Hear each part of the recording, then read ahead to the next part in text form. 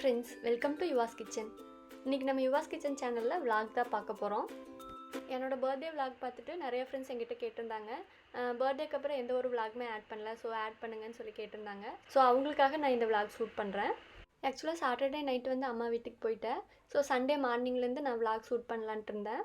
இந்த விலாகில் வந்து இந்த சண்டே ஃபுல் டே நான் என்னென்னலாம் பண்ணேன், அதே மாதிரி வந்து அப்பா தோட்டத்தில் என்னென்ன காய்கறிகள்லாம் போட்டிருந்தாரு, என்ன பழச்செடிகள்லாம் புதுசாக வந்திருக்கு, அப்புறமா வந்து புதுசாக என்னென்ன பெட்ஸ்லாம் நம்ம வீட்டில் வந்திருக்கு, என்னோடய பர்த்டே அன்றைக்கி நெட்டின செடிகள்லாம் எப்படி வளர்ந்துருக்கு, அடுத்து நான் ஊருக்கு என்னென்னலாம் பேக் பண்ணி எடுத்துகிட்டு வந்திருந்தேன், அதையெல்லாம் எப்படி ஃப்ரிட்ஜில் ஆர்கனைஸ் பண்ணேன், இந்த மாதிரி நிறைய இன்ட்ரெஸ்டிங்கான விஷயங்கள்லாம் நம்ம பார்க்க போகிறோம். மோஸ்ட்லி இந்த விலாகில் வந்து நேச்சர் அண்ட் சீனரிஸாக தான் இருக்க போகுது. ஸோ வாங்க வீடியோக்குள்ளே போகலாம். சண்டே மார்னிங்லேருந்தே மழை வந்து கொஞ்ச நேரம் விட்டு கொஞ்ச நேரம் தூரிகிட்டே இருந்தது. ஸோ தேங்காய் எல்லாத்தையும் களத்தில் காய வைக்க முடியாததுனால உள்ளேயே வந்து காய போட்டிருந்தாங்க. மார்னிங் பிரேக்ஃபாஸ்ட் முடிச்சதுக்கப்புறமா நம்ம தோட்டத்துக்குள்ளே போகலாம். பிரேக்ஃபாஸ்ட் வந்து அம்மா தான் ப்ரிப்பேர் பண்ணியிருந்தாங்க. இட்லியோ கொள்ளு சட்னி செஞ்சுருந்தாங்க. அது கூடவே வந்து தக்காளியும் கத்திரிக்காயும் கடைஞ்சி வச்சுருந்தாங்க. ஸோ பிரேக்ஃபாஸ்ட் முடிச்சாச்சு, வாங்க தோட்டத்துக்குள்ளே போகலாம்.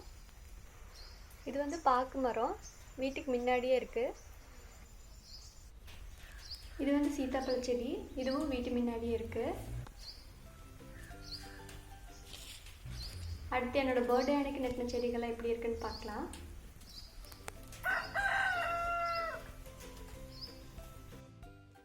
இது என்னோடய பர்த்டே அன்னைக்கு நட்டின புங்கன் செடி.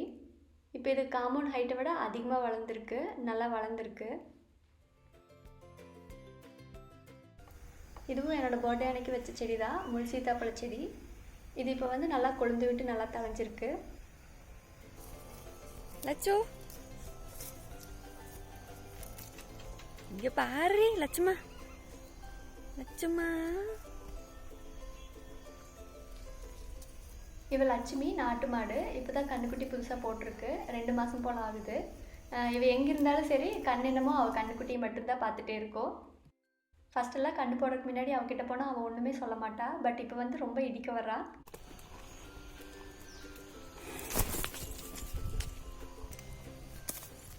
அவகிட்ட கூட போகல, அதுக்குள்ளேயே இடிக்கிறதுக்கு வரா.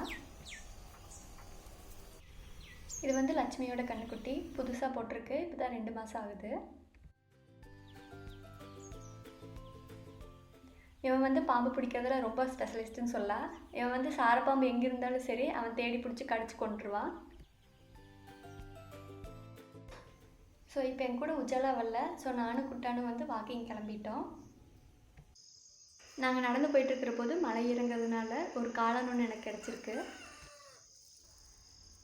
இந்த காளானை வந்து பொடியாக கட் பண்ணி சின்ன வெங்காயம், பச்சை மிளகாய் இதெல்லாம் போட்டு காரமாக சூடாக செஞ்சு சாப்பிட்டா இந்த மலையறதுக்கு நல்லாயிருக்கும். ஸோ ரிலாக்ஸாக வாக்கிங்கெல்லாம் முடிச்சுட்டு அடுத்தது எப்படி பண்ணுறதுன்னு நான் உங்களுக்கு செஞ்சு காமிக்கிறேன். இன்றைக்கி லஞ்சுக்கு வந்து நாட்டுக்கோழி குழம்பு சிக்கன் சிந்தாமணியும் பண்ணிக்கலாம்னு ஒரு பிளான் பண்ணியிருக்கோம். ஸோ அதுக்காக அப்பா ஒரு சேவலை சுத்தம் பண்ணி எடுத்துகிட்டு போயிருக்காரு. எங்களோட ஃபஸ்ட் ஆனிவர்சரிக்கு வச்ச மாதுளம்பழ செடி வந்து இப்போ காய்ச்சிருக்கு. நெல்லிக்காய் மரத்தில் அவ்வளோ ஒன்றும் காய் இல்லை, ஒரு 2-3 தான் இருக்குது. இந்த நெல்லிக்காய் மரத்து பக்கத்துலேயே பார்த்தீங்கன்னா ஒரு வெரைட்டி ஆஃப் செடி இருக்குது. இது வந்து வெறும் செடி மட்டும்தான் இருக்குது, எதுவும் காய்க்கலை. காய்க்கிறப்ப நான் உங்களுக்கு ஷேர் பண்ணுறேன். இதுக்கு பக்கத்துலேயே வந்து தேன் வாழை ஒன்று ஈனி இருக்குது. இது இன்னும் 2 வாரம் போனால் வெட்டலாம். இது வந்து செவ்வாழை மரம், இன்னும் ஈனலை. இது வந்து வாட்டர் ஆப்பிள் மரம், இப்போ இன்னும் காய்க்கலை. இது வந்து கல்லாரிலேருந்து வாங்கிட்டு வந்திருந்தோம், நல்லா பெருசாக வளர்ந்துருக்கு. இது வந்து மலைநெல்லிக்காய் மரம். இது 2 வருஷத்துக்கு முன்னாடி தான் வாங்கி வச்சிச்சு. அப்பா கேரளா போயிருந்தபோது வாங்கிட்டு வந்திருந்தாரு. இதுவும் நல்லா வளர்ந்துருக்கு.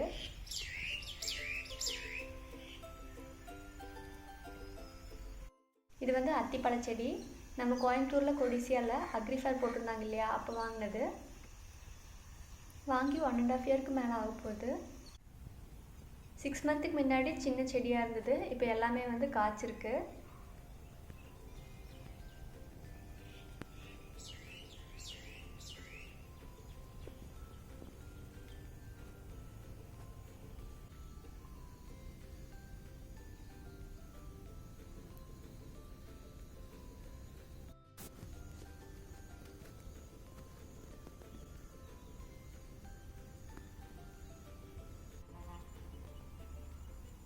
முருங்கை மரத்தில் இலையெல்லாம் விழுந்து இப்போ தான் கொஞ்சம் கொஞ்சமாக தழைஞ்சிட்ருக்கு.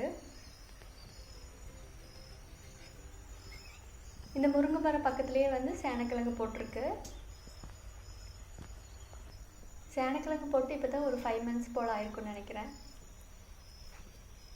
இது கொட்டின மாதிரியே மஞ்சள் போட்டிருக்காங்க.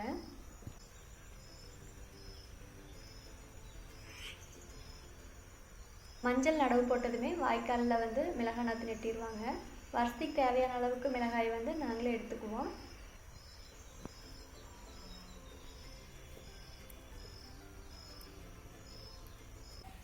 கொஞ்ச நேரமாக மழை இல்லாமல் இருந்தது, இப்போ திடீர்னு ஸ்டார்ட் ஆயிடுச்சு.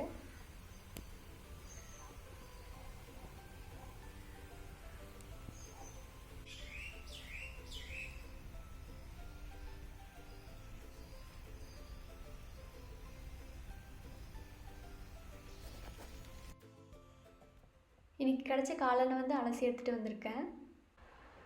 இது எல்லாத்தையும் பொடியாக கட் பண்ணி கொஞ்சமாக கருவேப்பிலை மட்டும் சேர்த்திட்டு லைட்டாக எண்ணெய் ஊற்றி கடுகு போட்டு தாளித்து வதக்கி எடுத்துக்கலாம். தண்ணி வதங்குறதுக்கு அளவு ஆட் பண்ணிக்கோங்க. அதே மாதிரி உப்பு டேஸ்ட்டுக்கு தேவையான அளவு ஆட் பண்ணிக்கோங்க. இந்த மழையோட குளிருக்கு ஏற்ற மாதிரி காளானை சூடாக காரமாக செஞ்சு எடுத்து சாப்பிட்டாச்சு. ஸோ 10:30 போல் ஆயிடுச்சு. அப்பா சிக்கன் கொண்டு வருவாருங்கிறக்கோசரம் நான் வெயிட் பண்ணிகிட்டு இருந்தேன். அதே மாதிரி இன்னொரு ஜீவனும் வெயிட் பண்ணிட்டு இருந்தாங்க. புடே பட்டம்மா சண்டேவா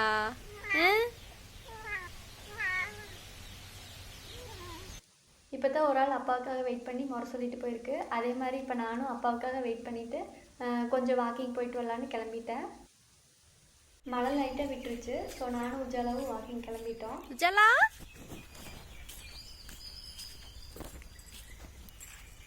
இது வந்து சீமை இறந்தக்காய் செடி. இப்போ தான் காய் விட ஆரம்பிச்சிருக்கு. ஒரு 3 காய் போல் விட்டுருக்கு. இந்த குருவிகளோட சவுண்டு கேட்குறதுக்கு சூப்பராக இருக்குது.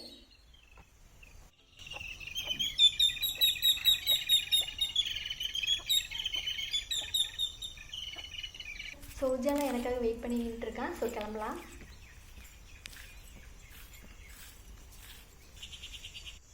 மழை இன்னும் தூரிகிட்டே இருக்குது, நின்ன பாடில்லை. இது வந்து மலைவேம்பு மரம். இது நான் வச்சு விட்டது. நான் காலேஜ் படிக்கும் போது வச்சு விட்டது. இது நல்லா ஹைட்டாகி வளர்ந்துருக்கு. இது வந்து ஒரு சின்ன தொட்டி. கிணத்து மோட்டரில் தண்ணி எடுத்து விட்டால் இதில் தான் தண்ணி ஃபஸ்ட்டு வந்து விடுவோம். அதுக்கப்புறம் தான் காட்டுக்கு போவோம். பட் இதோட யூசேஜ் வந்து இப்போ அவ்வளோவா இல்லை, சொட்டு நீர் போட்டதுலேருந்து. இந்த மூங்கில் எல்லாமே வந்து வாழைத்தாரோட வெயிட்னால வாழை முறிஞ்சு போகாமல் இருக்கிறதுக்காக வாங்கி வச்சுருக்கு. பொதுவாக விவசாயிகளுக்கு வந்து வருஷ கடைசியில் மட்டும்தான் அதோட கூலியே கிடைக்கும். என்னதான் வருஷம் ஃபுல்லாக பாடுபட்டாலும் அந்த விளைச்சலுக்கான கூலி கிடைக்கிறதே இல்லை. போர் வீரர்கள் 2 பேர் எதையோ பார்த்துட்டாங்க போல். அவங்க என்னை கழட்டி விட்டுட்டு கிளம்பிட்டாங்க. மழை இன்னும் விட்டப்பாடே இல்லை. அப்பப்போ நின்று பெஞ்சிட்டே இருக்குது.